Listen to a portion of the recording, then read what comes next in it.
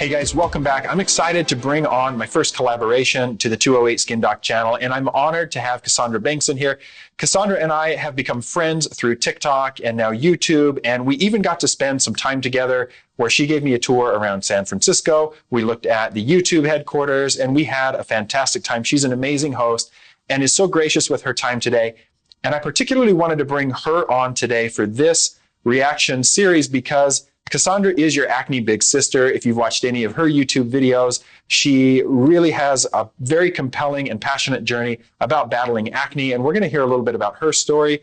And then we're going to share the story of Ash from TikTok about her acne journey and kind of react to the suggestions that she has gotten online and give you our opinions on it. And our opinions are coming from a really knowledgeable background. Of course, you guys know that I'm a board certified dermatologist, but Cassandra is a licensed medical esthetician. She has tons of experience treating clients with acne, not to mention her own acne journey and years and years of reviewing products and educating online. So I think you'll love what she has to say. I'm excited to have her join us today. So welcome, Cassandra.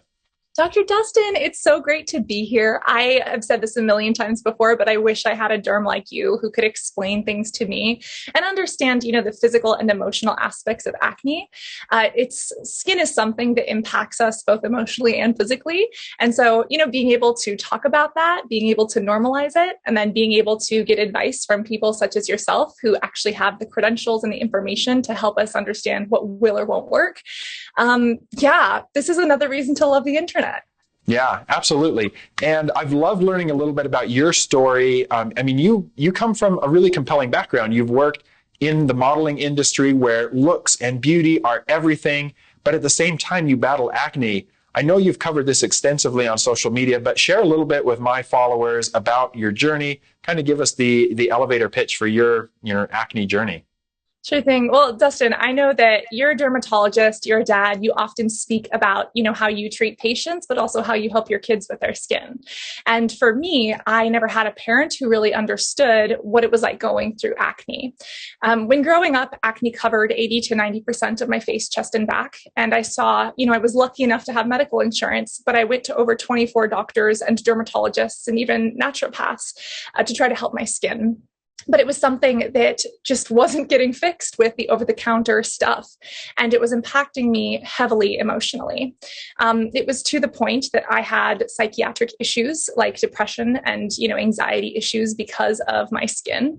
And it really inhibited me from living a normal life. And I would have these panic attacks and, I couldn't wake up in the morning and go to the breakfast table to see my parents without putting makeup on my face. Because I felt like I was so ugly, right, that I was a waste of space or air, which wasn't the truth. But sometimes it's how you feel when you present yourself to the world with a face that doesn't look quote unquote normal. And it wasn't until I started studying, skincare and aesthetics in 2009 that I realized, okay, this is a normal condition. But when I first started studying, it was about makeup because I wanted to cover it.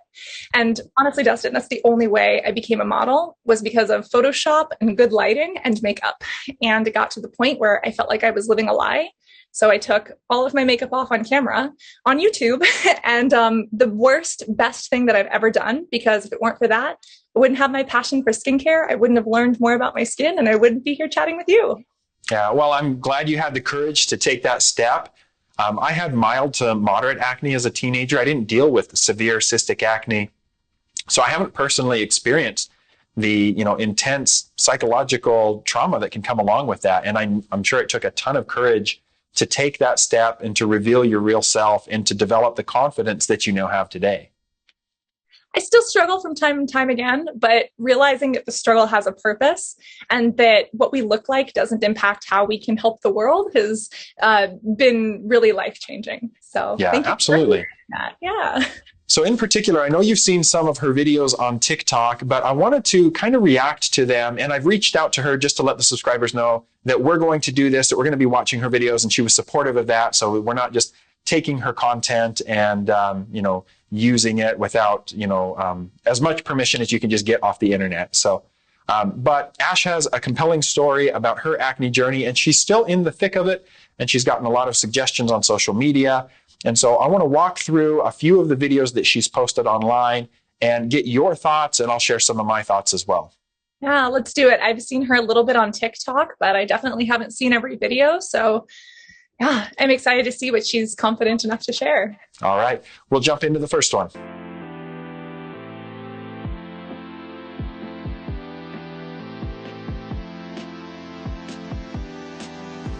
Was this her intro video? Was this like the first one that she posted? This was the first one that she posted. And, you know, the background music, I think, is kind of an interesting choice. It feels almost to me she's trying to convince herself that she feels good, and develop that confidence. But what are your initial impressions seeing somebody with acne like she has there? Yeah, it brings me back to what I felt like. So obviously I can't empathize with exactly what she's feeling, but I can sympathize with my experience. And, you know, when I see her eyes first of all, right? But if you do look closer, you do see some papules and pustules that look like they could either be painful, or in my case, I was bullied for them. And I remember trying to convince myself that I was doing okay. Dustin, I would actually put up papers on my mirror so I didn't have to look at myself and I wouldn't pick. And then I ended up writing positive affirmations like, you know, your eyes are beautiful, or what you look like has nothing to do with how you can impact the world. And that was my way of saying, you're doing so good, and trying to get through it. But yeah, as a clinician, like, what do you say? You know, my medical brain goes into overdrive right there, thinking about where I want this person to be in 6 months, knowing that it's, you know, a journey to get rid of acne like that, but also thinking about what's going on inside her mind. How is she struggling on a day-to-day basis? Obviously, like you mentioned, a lot of these are deep, cystic, and probably painful. You know, they may drain pus. And so she's dealing with a lot every single day. This is probably something that's at the forefront of her mind. And spending that much mental energy on it every day can be exhausting. And then, of course, we live in a world where beauty standards are just elevated all the time with filters and Photoshop and makeup. And so to me, I just think about how much is going on in her mind in the battle that she fights every day just to have confidence. And I think we'll see later on in some of the videos that she does develop that confidence, or she has it and she really lets it come out. That's amazing. Yeah. It's also what you mentioned, seeing it from a clinician's perspective. I know that many doctors and derms, like, they're looking at the scarring potential. Acne, as you know, has different grades, and this would probably be grade 3 or grade 4, right? And so you don't want that to scar. Yeah, absolutely. So we'll jump into the next video and kind of watch her explain her journey and everything. Thank you for the suggestion. I'm trying it right now. I already put it on. It's kind of sticky, but I appreciate all the suggestions that I've been getting. You know, I've been dealing with this since the 6th grade, so I've tried almost everything in the book, but I haven't tried honey yet, so hopefully I'll figure something out. I'm on my 3rd medication now, but I've been drinking nothing but water, eating super healthy, working out and stuff. So, I don't know, dude. Please don't leave any hateful comments. I'm just posting this so that, other people who are struggling with acne can see that there are other skin types, and we're just figuring this shit out together. Isn't that right? We're just figuring this shit out together. Yeah. I feel that emotionally. So, immediately, I love that people were trying to be supportive of her and make suggestions that would be helpful. What are your thoughts about using honey for acne? Oh my God, Dustin, we're going to do this. So I feel like I have been in such a similar position where for me, it was reading the magazines or the books, trying to find the answers. I've used honey on my face. If I'm admitting this publicly on your channel, I've used urine on my face. I've used scrubs. I've used yogurt, like you name it. And it wasn't until I started studying more medically and learning about like advanced treatment options that I was like, oh, there's clinical grade acne, and then there's stuff that you can treat over the counter. And when it gets to a certain point, she mentioned she's on medications. I'm really happy that it sounds like she's seeing someone. But something like honey, even if you're using Manuka honey, which has been medically proven for like wound healing and fissures, or slightly antibacterial, it's not the same as, a prescription medication, topically like retinoic acid, or orally like Accutane or antibiotics. And honestly, what it kind of brings up in me personally is just how difficult it is to have information flying at you from like every direction and being like, I'm already exhausted and emotionally worn down, but I feel like I'm not trying hard enough. Like, okay, let me go rub the honey on my face. Yeah, absolutely. I can sympathize with the need to really grasp at straws and want to try everything, because no doubt at this point she's been through tons of treatments over the counter. She's obviously on some prescription medicines. I don't really know what those are, but the desperation, you would have it absolutely in that point. And I see patients that come to me all the time. They've tried so many different things, and you made good points about there is some healing properties to honey.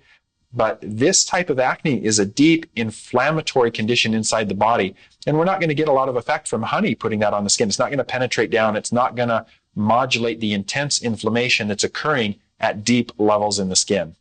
Yeah. And Dr. Dustin, if she were your patient and she was presenting clinically to you like this, what would your first line of oral or topical treatments be? You've probably seen it online. There's a good cohort of people who are very much against Accutane, but I wouldn't hesitate to prescribe Accutane at the very first visit in this individual. Now, if anybody's familiar with the way Accutane works, you would have a 30-day waiting period in the United States before starting Accutane, because we have to make sure that anybody with a uterus and the potential to get pregnant does not get pregnant while on Accutane, because it can cause birth defects if you're getting pregnant while taking Accutane.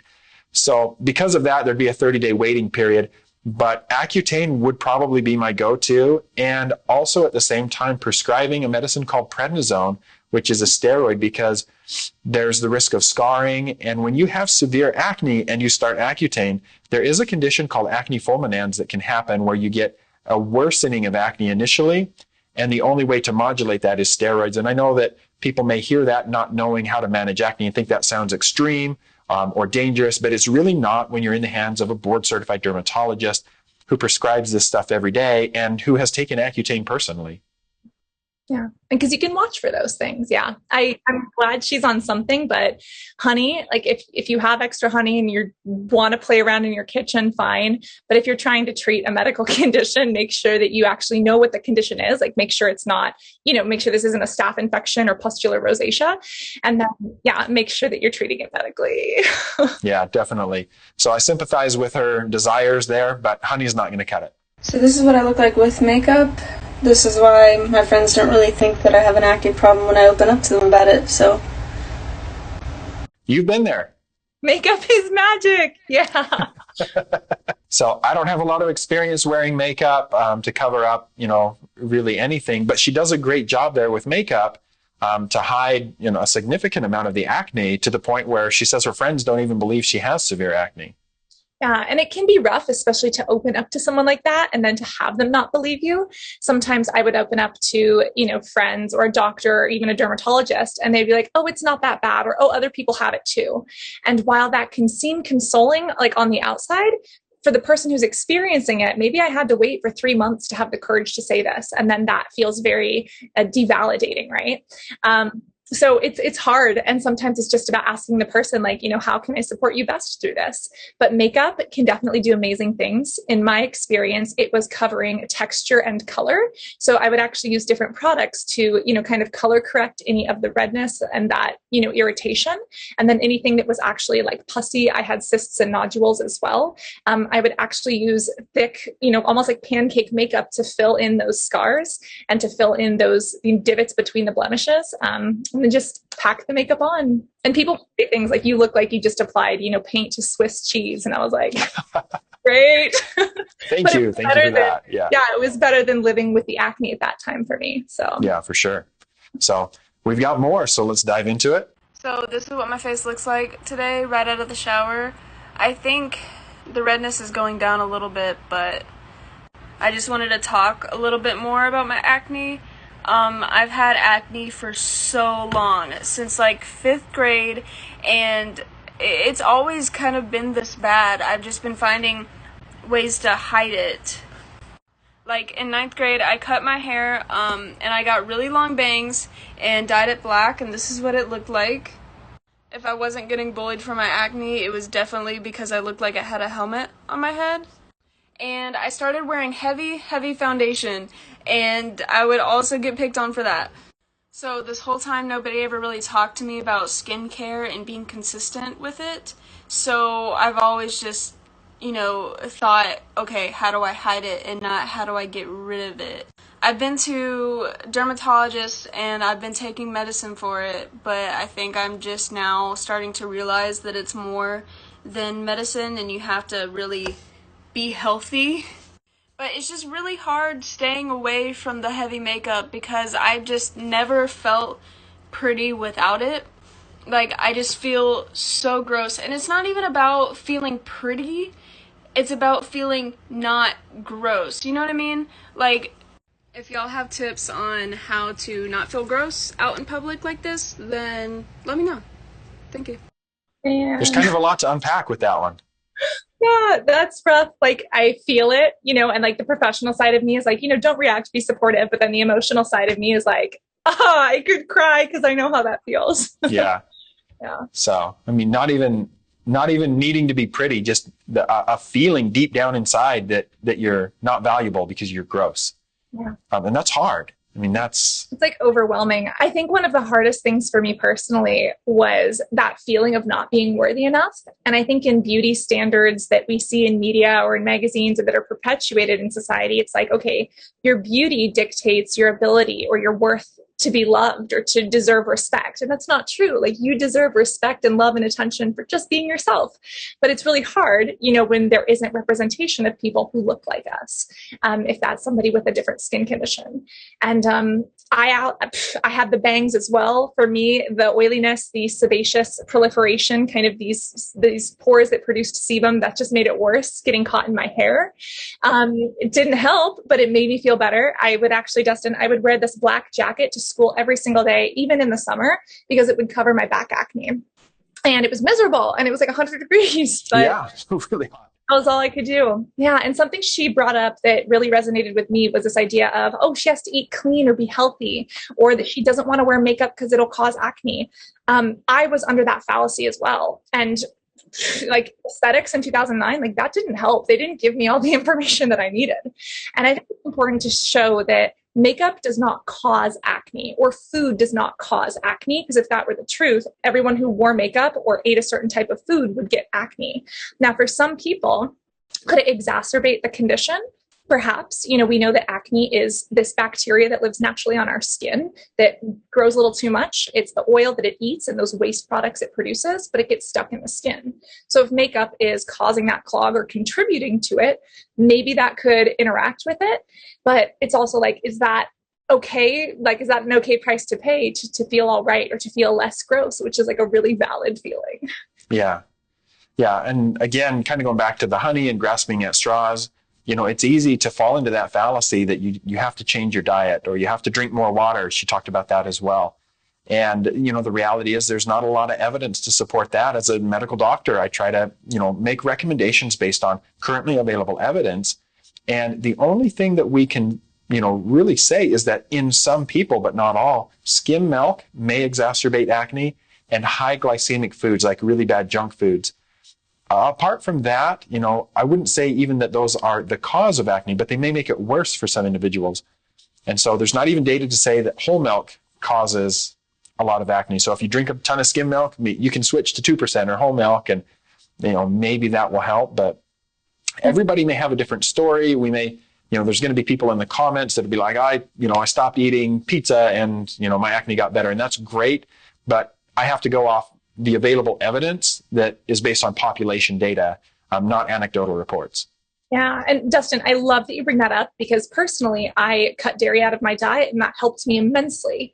And I thought that that was definitely the thing. But there are other factors such as stress, learning about my skin, et cetera, that could help. And it's not going to be a cure-all for everyone. And I'd actually love to know, even more of your thoughts about dairy and acne and high glycemic foods and acne, because we know that acne is an IGF-1 dependent condition, insulin-like growth factor. And like you said, in skim milk or in whey, there are some, and they're very new studies that point to maybe some sort of an exacerbation of basically how much oil or sebum, the glands produce in the face or in the body. If you have an acne patient, do you ever recommend that they cut out skim milk? Is that something that you put into practice, or are you still waiting for more data? I would like to see more data. I will bring it up with patients that ask about diet.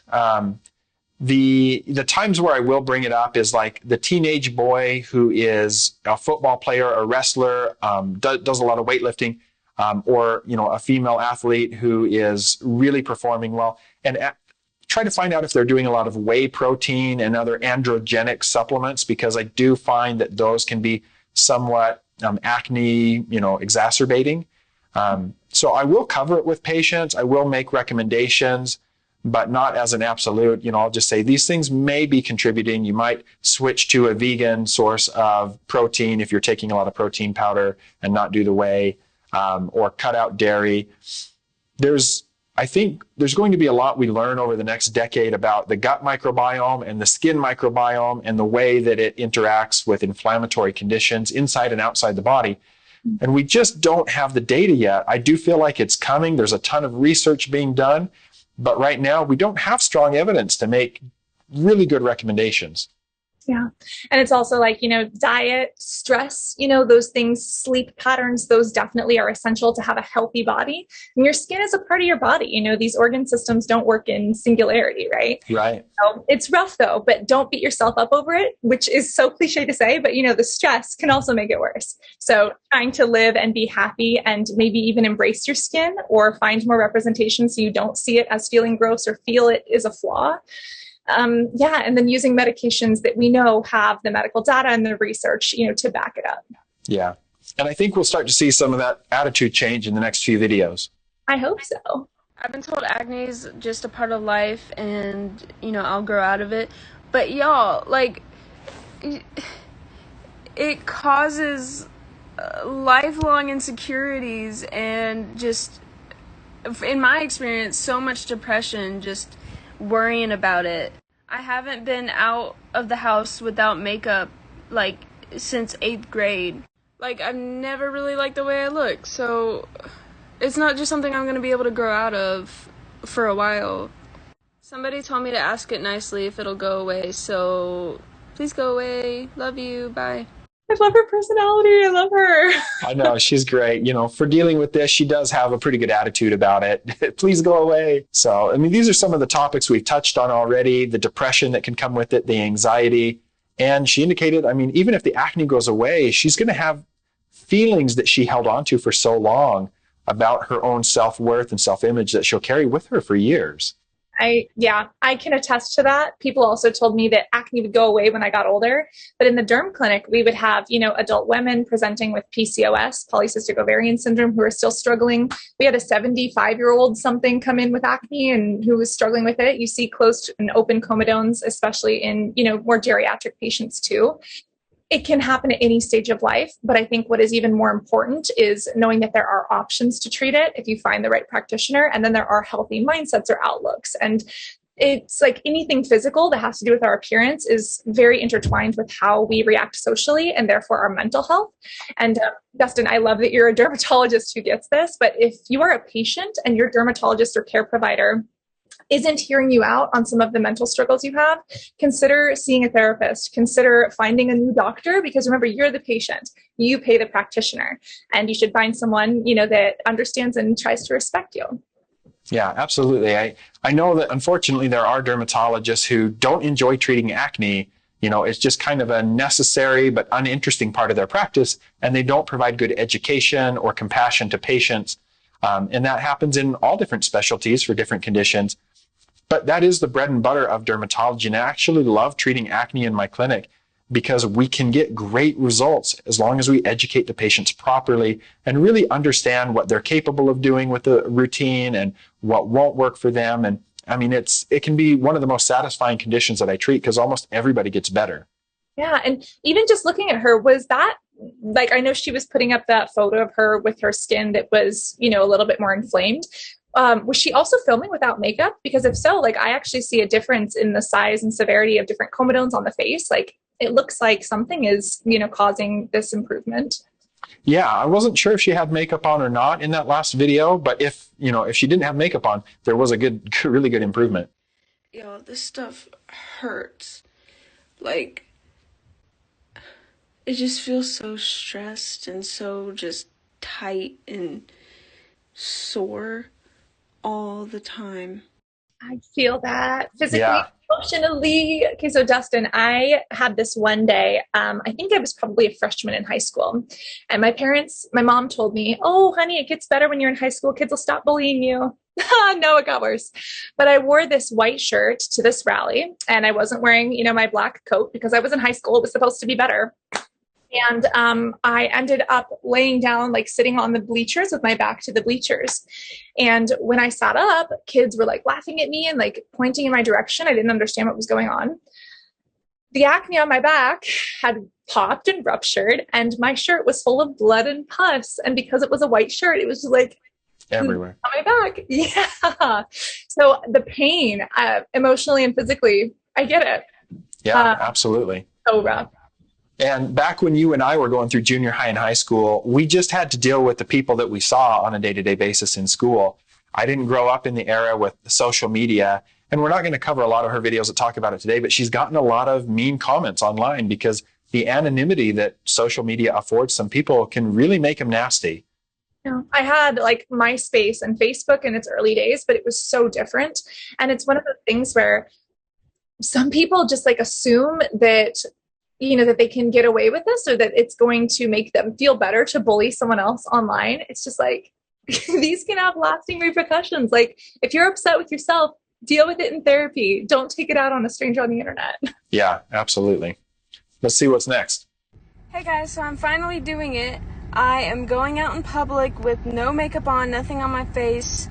I mean, I will be wearing a hat and a mask, but I feel like it's a step in the right direction. I'm going to the store to get some things that y'all suggested, because I do read the comments. Okay, let's go.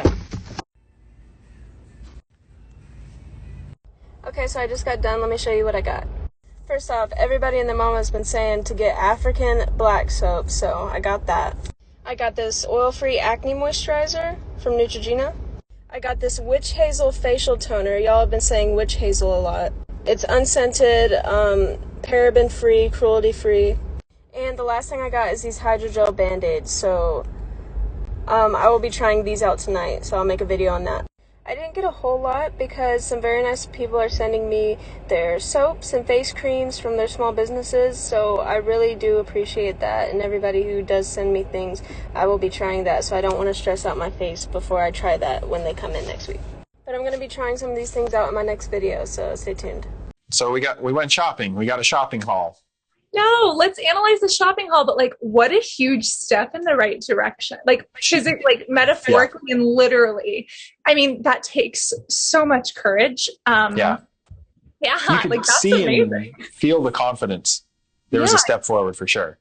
And when it comes to, the Shea African black soap from Shea Moisture, when it comes to the oil-free creams, that are often associated with acne, or even witch hazel, Thayer's Unscented, like, what are some of your thoughts on these?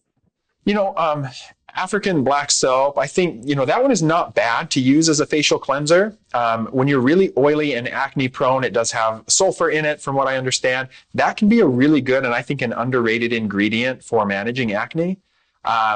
Some people will get dried out a little bit too much from it. So just be aware of that if you try it and your skin does get dry or sensitive, you may need to go to just a gentle cleanser that's a little more hydrating. But they do make some African black soap with shea butter in it. They can have more moisturizing formula. So I'm not upset about that one. I think that's fine to try. Yeah, I actually have used African black soap. I've used like Dr. Bronner's. The one thing about soaps, especially more traditional soaps, is that they're a little bit more alkaline on the pH scale. Your skin is naturally slightly acidic. That's what helps to create an acid mantle, or like this barrier that protects you and your skin's microbiome from the outside world. And if you strip that, that's often what we think of as overstripping. And while that's not a good idea, if you're using other products like a toner that brings that pH, that potential hydrogen or power of hydrogen back down, that could work.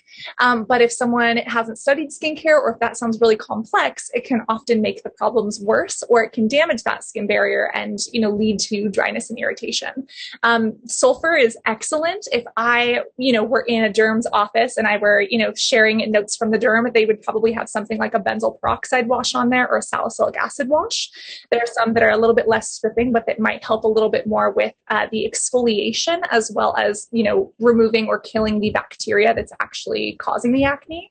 But as a first line defense, Is it my favorite? Personally, no, but it's not a bad choice. Yeah, I'm not upset about it. Oil-free acne moisturizer from Neutrogena, I think is an okay choice. It's not my go-to for a daily moisturizer, but it's not terribly expensive. So it could be a good place to go. What are your thoughts about it? Oh, I have a vendetta. So Neutrogena is a great brand for many people, and a lot of derms like it because they have fragrance-free options, which are great. I personally used the oil-free moisturizer from Neutrogena as well in my youth, and it didn't work for me.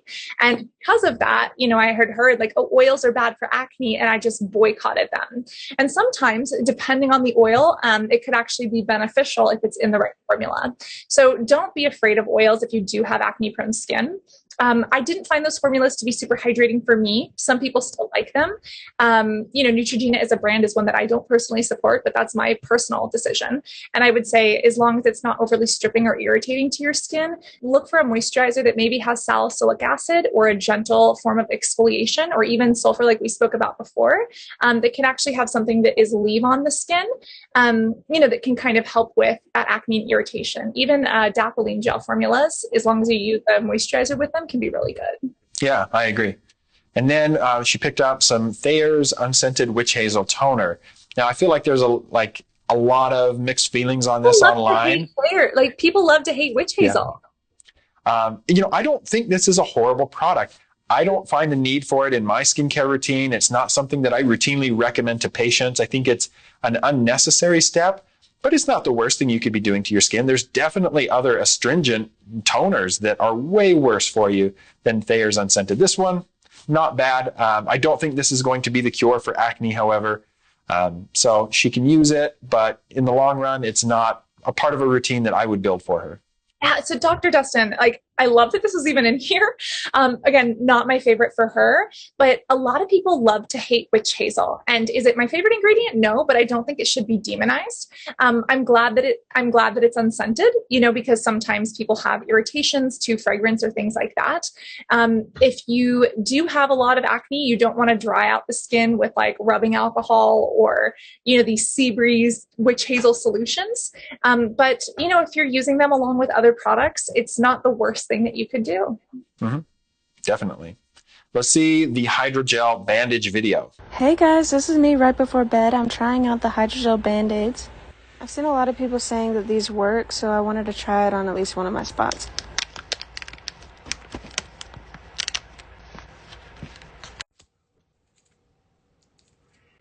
So this is me putting it on. Let's see if you can see the mistake that I'm about to make. See if you can pick it out. Right now.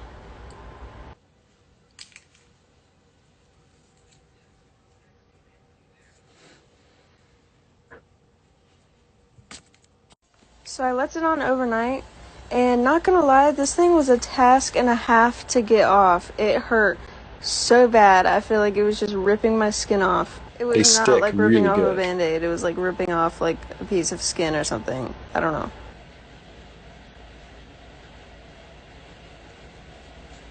Ooh. And here's it ripping off my eyebrow. Yeah, that hurt. Ouch. So I think it definitely wasn't as prominent as it was the night before.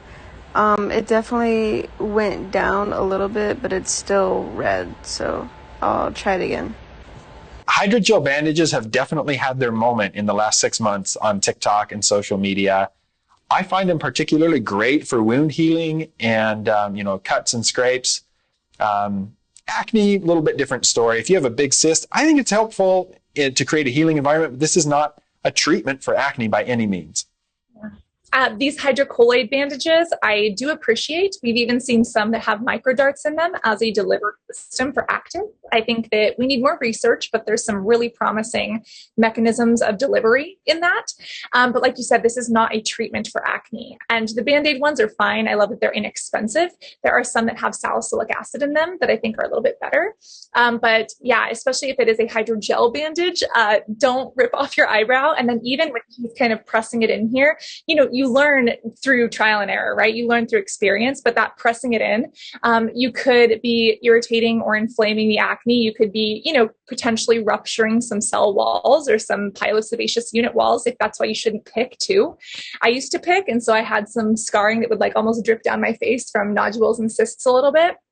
But yeah, try to make sure that you're actually surrounding a lesion or a blemish as opposed to just going over all of them, because then, where are you how are you going to get it off? Yeah. I remember seeing another creator on TikTok who, probably put 12 different hydrogel bandages on their face overnight. It got, millions of views. But the, hydrocolloid bandages and the pimple patches that you talk about, they're a reactive treatment. They can be helpful, especially if they have drug delivery in them, like the microdarts. I just did a review comparing a couple of them here on my channel. And so, I think they're helpful. I encourage people to use them. I use them myself if I get a pimple and I've got, a video to record, or I've got an event that I'm going to. I find it helpful to kind of heal up quick. But if you're needing to use them frequently, it tells me you need a better skincare routine or you need medication from a dermatologist. Yeah. And like you said, there's something reactive. You put them on after a pimple is there. What are you using that's going to help prevent those pimples from showing up or being painful? That pain is so difficult, both physically and emotionally. So yeah, what can you use to prevent them from showing up in that severity in the first place? Yeah, definitely.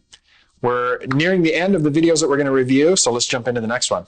So I've gotten this comment a lot, and the reason I'm not doing Accutane is simply because I'm just waiting for a dermatologist who takes my insurance and who takes new patients in my area. But I really do want to try Accutane. Cute dog. Look at the good puppy. With the good puppy. So I definitely wanted to get this in there because that was a consistent recommendation in her comment section is, girl, you got to go to a dermatologist and get on Accutane. And the unfortunate reality is for her in her area and for far too many people, seeing a dermatologist isn't easy. And many family doctors are not comfortable prescribing Accutane, or they don't have the staff support to manage all the hoops you have to jump through to get on Accutane. But let's talk about Accutane. Yeah, so great points, especially about accessibility and affordability. Accutane is actually a brand name, and it was taken off the market because of claims of, mental health concerns. And that is definitely scary. But I think as we've looked further into the drug, and as there have been research studies looking at the correlation between depression and medication use, a lot of people have found that acne itself is correlated to an increased risk of having depression or anxiety. And is that what's causing, some of these problems as opposed to just the medication? So Accutane is still available as isotretinoin or internationally as Roaccutane. Is it for everyone? No. Again, you need to be, if you have ovaries and a uterus, you need to be on 2 forms of birth control. You need to make sure that you don't have issues with your synovial fluid in your spine. You need to make sure that, you don't have other pre-existing conditions or reasons that you couldn't use it. But for the right patient, it can help acne so much, and it can help prevent scarring. And if you have a dermatologist that you can trust, they can really take care of you and stop, years of pain and suffering that could have been exacerbated by acne. And Dustin, just like accessibility, telemedicine, telehealth is becoming more popular, which is great. But yeah, it's a struggle, and I wish there were better options. What are your thoughts on Accutane? Because you prescribe it.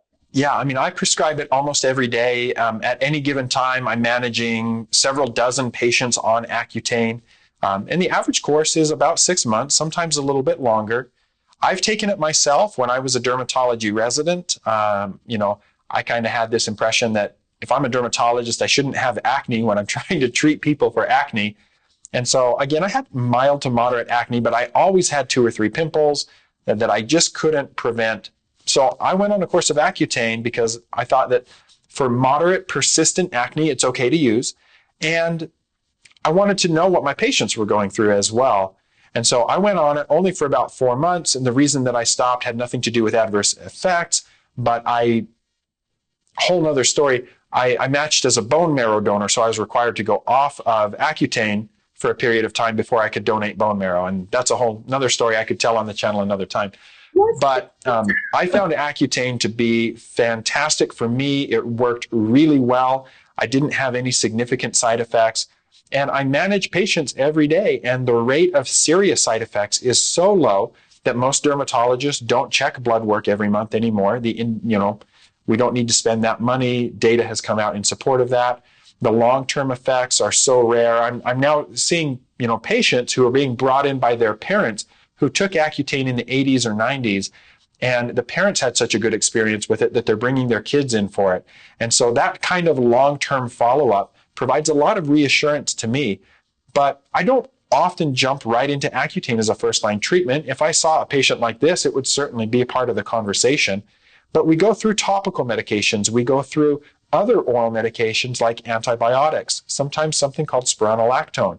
There's a role for chemical peels. There's a role for laser treatment. But some of those just aren't covered by insurance, and patients can't afford thousands of dollars of chemical peels or laser treatment. So when you're in the hands of somebody who understands how to use and prescribe Accutane, it is a really safe course. And I'd love to provide that reassurance and watch people go from having terrible cystic acne that's putting them at risk for permanent scarring and getting them to totally clear skin. It's one of the most rewarding things that I do as a dermatologist. And you right there, like you just hit all of the pillars of how to find a good dermatologist, right? Someone who listens to you and hears you out and validates your experiences. Someone who helps you understand what your options are, not telling you, well, you have to take this, but here's Accutane, here's a topical option, this is what we have available. And then someone who walks you through those risks and benefits. Every single medication is going to have a risk associated with it, a potential side effect, but do the benefits outweigh those? Dr. Dustin, do you take telemedicine? Because I like telehealth calls, because I feel like Ash, I don't know if she's even in an area that you serve, but I feel like she should call you. I would love to take care of her, but there's so many problems with the medical system in the United States. So you can only do telemedicine if you're licensed in the state where the patient lives. And so I would have to be licensed in her state, which is North Carolina, which I'm not. And so I could not prescribe Accutane for her legally because she doesn't live in Idaho. And it's really expensive and it's really difficult. It takes months in some cases to get a medical license in another state. There is a push to get a nationwide medical license for at least for telehealth. I would love to see that happen.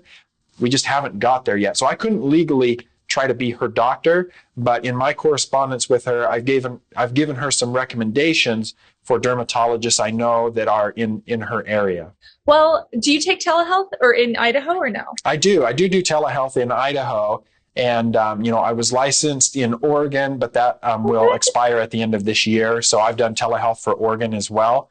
But it's laborious to keep up on the different regulations because, whole nother conversation, but every state has their own CME requirements, and it's really challenging to keep every single state happy.